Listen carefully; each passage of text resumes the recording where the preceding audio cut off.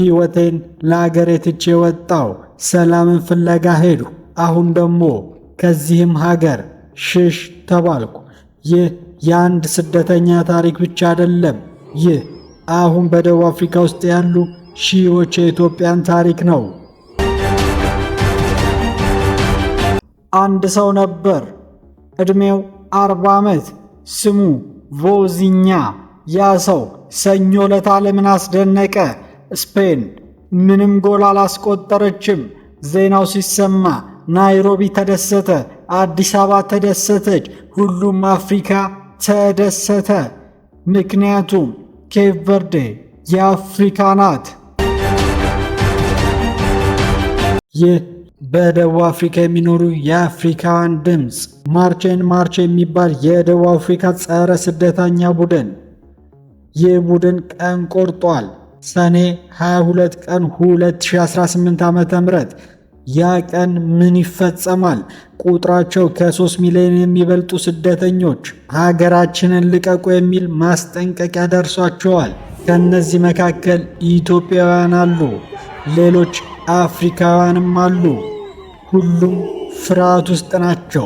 ዱርባን ከተማ ውስጥ ከ7000 በላይ ስደተኞች ቤታቸውን ጥለው ሜዳ ላይ ተበተኑ። ምን ይዘው? ልጆቻቸውን፣ ፍራሽ፣ ምግባቸውን እና ሕይወታቸውን። አንዲት ማላዊ ሴት ዕድሜዋ 36 ዓመት 3 ሕፃናትን ልጆቿን ታቅፋ ተናገረች። ወንዶቹ ወደ ቤቴ ዘለቁ፣ ማጭድ ይዘዋል። ባሌ ደም እየፈሰሰው ሆስፒታል ነው ያለው። እኔ ሕይወቴ ያስፈራኛል። ይህን ቃል ዝም ብሎ ስሙት። ሕይወቴ ያስፈራኛል። ሰኔ 6 ቀን 2018 ዓ.ም የዓለም ጤና ድርጅት ዋና ዳይሬክተር ዶክተር ቴድሮስ አድሃኖም ድምፃቸውን አሰሙ። ቢያንስ 5 ኢትዮጵያን ተገለዋል፣ 5 ሞዛምቢካውያን ሞቱ። ሺዎች ሕይወታቸውን ለማትረፍ ይሸሻሉ። ከዚያ ዶክተር ቴድሮስ ታሪክን አስታወሱ። በደቡብ አፍሪካ ዜኖፎቢያ ስትከተል ማየት የአገሪቱን የነጻነት ትግል ክህደት ነው። ኢትዮጵያ ኔልሰን ማንዴላን ደግፋለች። እንደ አውሮፓውያን አቆጣጠር በ1962 ፓስፖርት ሰጥተው አፍሪካን እንዲዞር አስቻለችው። አፍሪካ አንድ ሆና አፓርታይድን አሸነፈች። ከዚያ ጠየቁ፣ አፍሪካ ዛሬ ወዴት አለች? ደቡብ አፍሪካ ዝምታን አልመረጠችም። የፕሬዝዳንቱ ቃል አቀባይ ቪንሰንት ማዊያን መለሱ፣ ዶክተር ቴድሮስ የሰጡት መረጃ ትክክል አይደለም። 5 ኢትዮጵያውያን የሞቱት በዜኖፎቢያ ሳይሆን በወንጀለኛ አውታር ምክንያት ነው። የውጭ ጉዳይ ሚኒስቴር ላሞላ ደግሞ ዶክተር ቴድሮስን ስልክ ደወሉ። ውይይቱ ጥሩ ሆኖ አልፏል አሉ። ግን ጥያቄው ይቀራል። ኢትዮጵያን ሞቱ። ምክንያቱ ምንም ይሁን ምን ሞቱ። ሺዎች ፍርሃት ውስጥ ናቸው። ምክንያቱ ምንም ይሁን ምን። 2 ሐቆች አሉ። አንደኛ፣ ደቡብ አፍሪካን 32.7% ስራ አጥ ሕዝብ አላት። 350,000 ሰዎች ስራ አጥተዋል ባለፉት 3 ወራት ብቻ። ዜጎቿ ቁጣ አላቸው። ቁጣው ሊገባ ይችላል። ሁለተኛው ቁጣ ሰዎች የሚገድልበት ሰበብ አይደለም። ማጭድ፣ ሰው ቤት ይዞ መግባት፣ ይህ ቁጣ ሳይሆን ወንጀል ነው።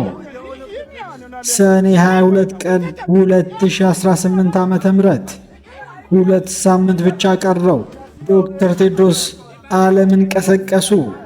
ዓለም እየሰማ ነው ወይ? ያቺ ሴት ሕፃናቷን ታቅፋ ያለቻት ቃል ዳግም ስሙት። ሕይወቴ ያስፈራኛል። ስለ ኬፕ ቨርዴ ካላወቃችሁ፣ ኬፕ ቨርዴ 10 የእሳተ ገሞራ ደሴቶች ያሏት አገር ናት። ከምዕራብ አፍሪካ የባህር ዳርቻ 600 ኪሎ ሜትር ርቃ ትገኛለች። ሕዝቧ 529,000 ብቻ ነው። 529,000። ኢትዮጵያ ብቻ 130 ሚሊዮን ሕዝብ አላት። ስፔን 47 ሚሊዮን። ኬፕ ቨርዴ 529,000 ብቻ። ያቺ ሀገር ለመጀመሪያ ጊዜ የዓለም ዋንጫ ተጫወተች። ሰኔ 7 ቀን 2018 ዓ.ም አትላንታ ሜርሴዲስ ቤንዝ ስታዲየም ኬፕ ቨርዴ ከስፔን ቡድን ገጠመ። ስፔን የአውሮፓ ሻምፒዮንስ ሊግ ናት። ስፔን ከ2026 ዓለም ዋንጫ ተወዳዳሪዎች ሁሉ ምርጥ ከሚባሉት አንዷ ናት። ስፔን ቀደም ሲል 2010 ዓ.ም የዓለም ዋንጫ ባለቤት ነበረች። ኬፕ ቨርዴ ደግሞ ዛሬ የዓለም ዋንጫ ለመጀመሪያ ጊዜ ተጫዋቿ ናት። ጨዋታው ተጀመረ። ስፔን 27 ምቶች፣ 7 ቀጥታ ምቶች፣ ጎል 0። ሰዎቹ ስለ ቮዚኛ ነገር ይፈልጋሉ። ቮዚኛ ትክክለኛ ስሙ ጆሲማር ጆዜ ኢቮራ ዲያስ ነው። ኬፕ ቨርዴ ሚንዴሎ ከተማ ተወለደ።